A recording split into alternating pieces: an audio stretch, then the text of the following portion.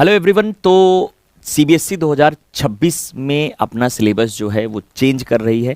एक अपडेट आया हुआ है, एक पीडीएफ जो है सीबीएसई का ऑफिशियल वेबसाइट पर अपलोड हुआ है, जहां पे कुछ टॉपिकों को ऐड किया गया है।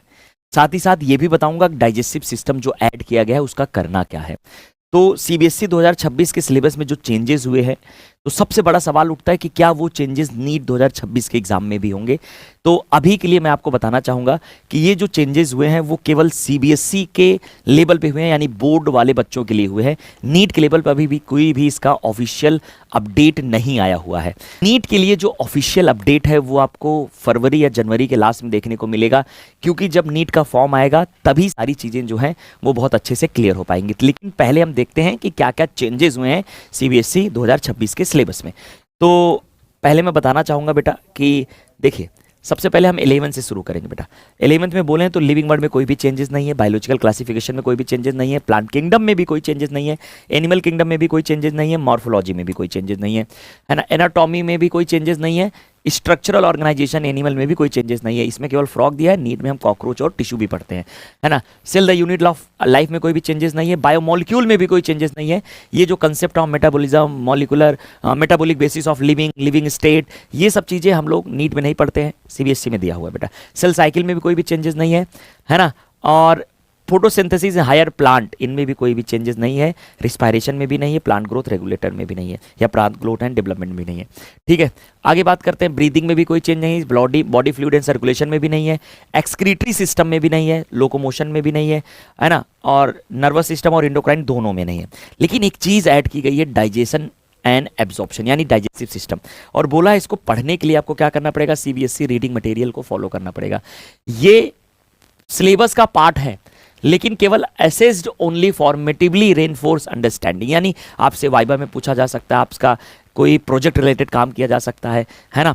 तो ये केवल जो है प्रैक्टिकल से रिलेटेड काम किया जा सकता है इसमें केवल, लेकिन आपके एग्जाम का पार्ट नहीं है बेटा, केवल आपको पढ़ना है बस।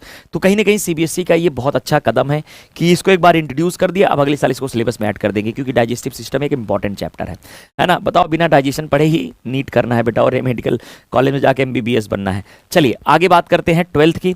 तो 12th में भी बहुत कम चेंजेस देखने को मिले, लेकिन जो ऐड हुआ उसको देखेंगे।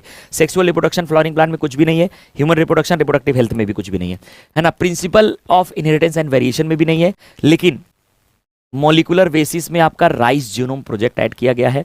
मॉडर्न सिंथेटिक थ्योरी इवोल्यूशन में ऐड की गई है, तो ये तो हम पढ़ाते ही नीट में बेटा, है ना। डेंगू चिकनगुनिया नीट में पढ़ाते हैं, तो अब ऑफिशियली ऐड हो चुका है ना। माइक्रोब्स में antibiotic production and judicious use add हो चुका है, ये 2 पॉइंट आपके ऐड हो गए हैं। स्टेम सेल टेक्नोलॉजी यूज किया गया है बायोटेक्नोलॉजी में, तो इसको भी ऐड कर दिया गया है।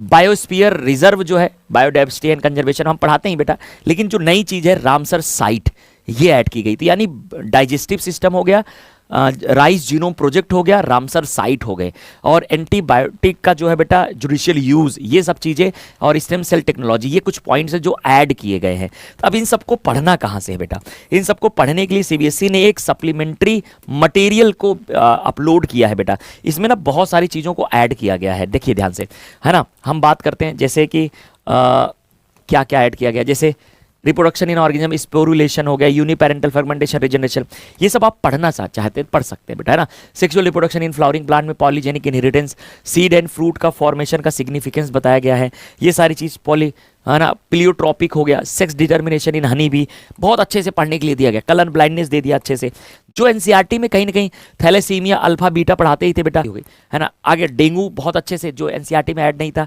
यहाँ पे ऐड कर दिया गया है ना। चिकनगुनिया जो हो गया बेटा, मॉलिकुलर बेसिस में राइस जीनोम प्रोजेक्ट जो नया ऐड हुआ उसको पढ़ने के लिए दे दिया गया है। तो मतलब कुछ कहीं ना कहीं इवोल्यूशन में एविडेंस फ्रॉम एम्ब्रियोलॉजी, कुछ एनसीईआरटी में, कुछ नई चीज़ें ऐड कर दी गई हैं। ये सब डायग्राम आपका एनसीईआरटी में है ना।